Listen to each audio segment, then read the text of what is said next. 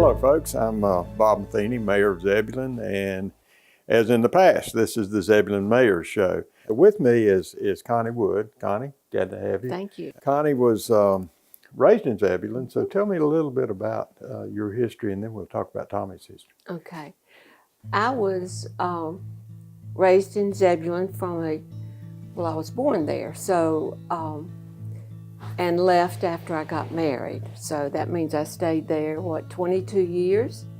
And my husband and I, Tommy Wood, who was also from Zebulon for his schooling years, and we met in high school and married after college for me and after Vietnam for Tommy.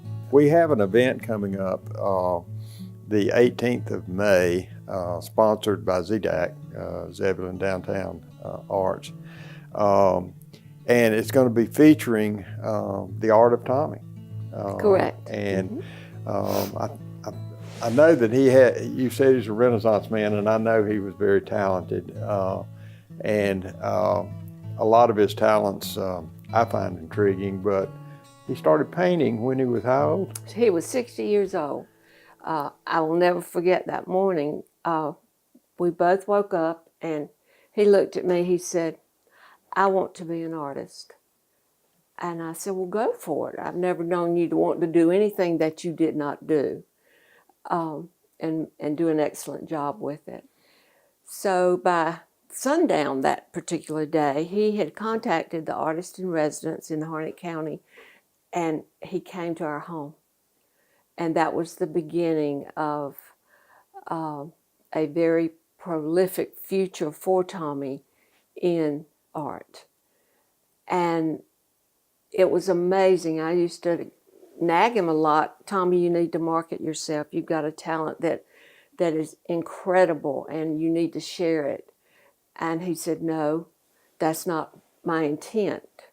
I am passionate about what I'm doing. I want to be the creative one, and I do not want people dictating to me what I should be painting."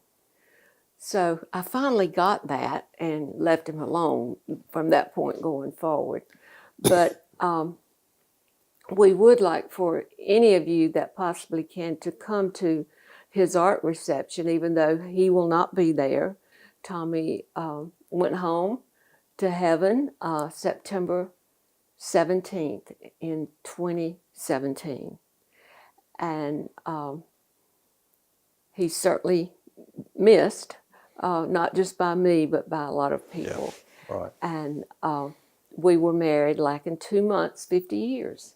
So we had been together for a long time and had one daughter, Jessica, who will share some information with you momentarily. This show is going to be in the lobby of the town hall from 5 until 8 on Saturday the 18th. But the art will continue to hang in the lobby for a while. So if you're able to come to that event, please do. If you're not, please come another time and take a look. And I might add that if you see something you like, it is for sale. Right. Unless it has not for sale on it. Correct. Right.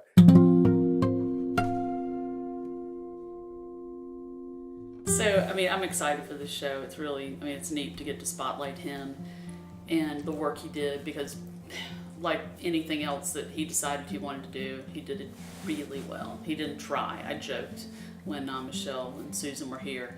He didn't try to do anything, he did it. And that's a blessing and a curse for me, I think, because I think I can do everything like him. And it's kind of funny. I joke that is my blessing and curse. He imparted on me that I could do anything I tried to do, so that's pretty cool. And when you look at his art, the way it evolved and the influences that he had were amazing. It was almost photographic, some of the stuff he painted. One of the first things he painted was a portrait of my dog, basically Lucy, and Lucy had all kinds of personality, and he captured it, and it was pretty amazing. And one of the guys that used to work for my dad, he saw it, and he's like, "That's Lucy." And I'm like, "Yeah, that's Lucy." "Who painted it?" I'm like, "Tommy did." Yeah. It's like, he was really confused. He thought it was a paint by number. I'm not really sure how you get a paint by number of your dog, but Right. that's what he was convinced it was. Like, he couldn't believe it. I mean, it's Yeah. astounding. Yeah. So.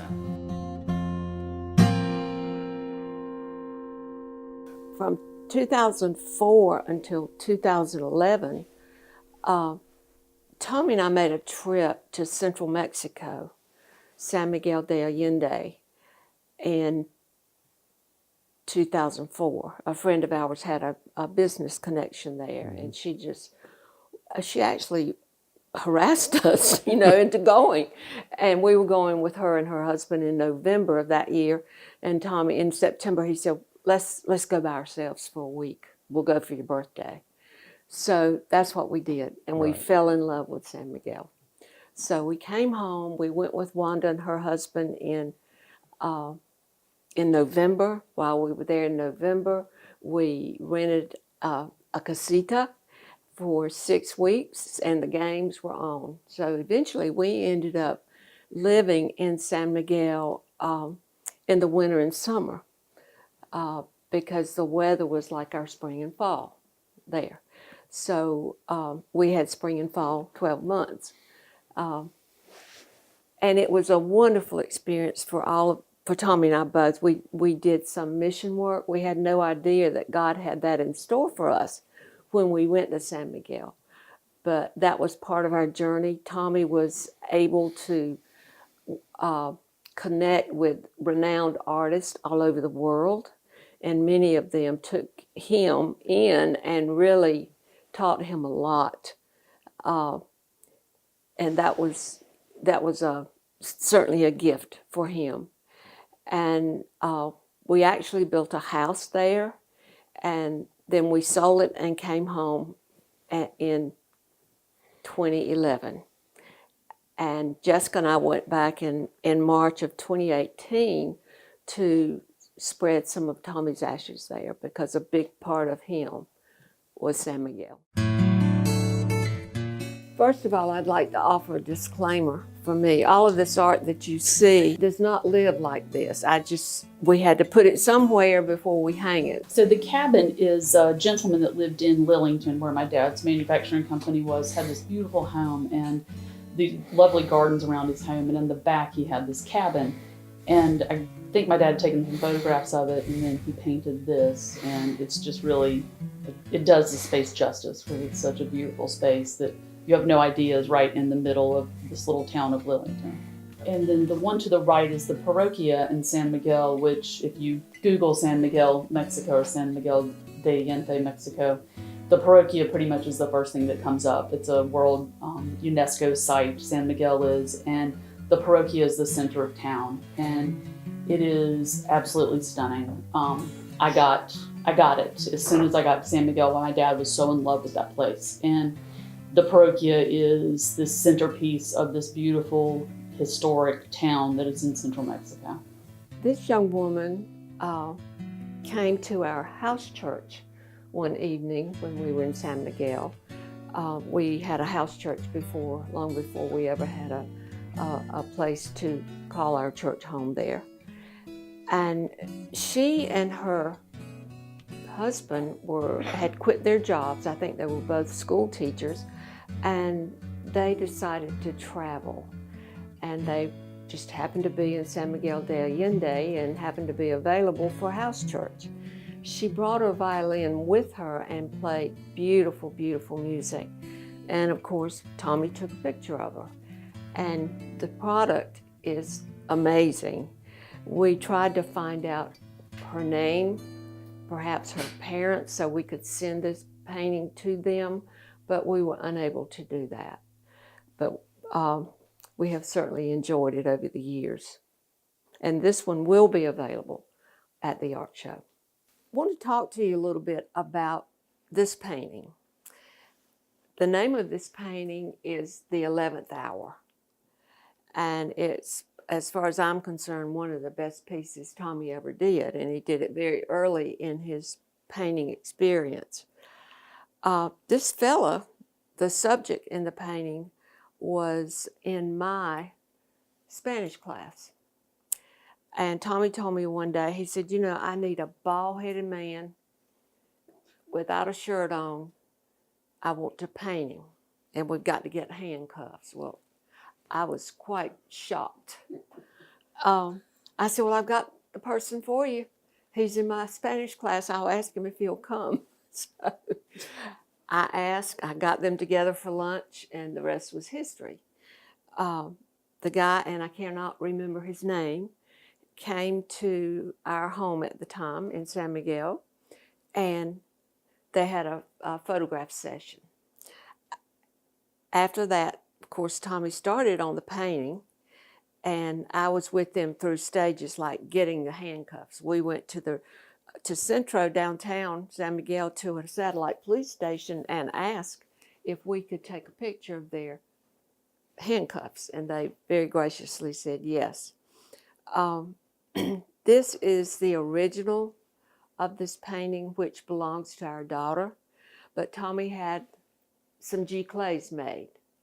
And the G-clay of this painting, and if you don't have a really sharp eye for art, you can't tell the difference, will be on sale at the exhibit.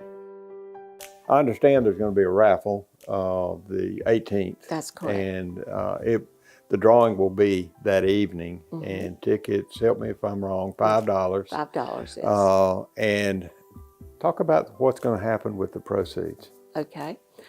Jessica and I have decided that we would like to donate our 50% to the Arts Council so they can continue in their mission to bring art and exciting things like that to Zebulon. We also have decided that we would donate a percentage to Antioch Community Church, which is a church that Tommy and I were involved in San Miguel de Allende, Mexico. And point out again that the drawing is that evening. The tickets, again, are $5, but you don't have to be there to win. Right. You buy a ticket and you win whether you've gone for the evening or not. Exactly. So and the prize, I think we forgot that, what the prize is. And I don't know what it is, so help me out. The prize is one of Tommy's portraits that he did, and the name of it is Pandora's Box. So I'll just leave it at that.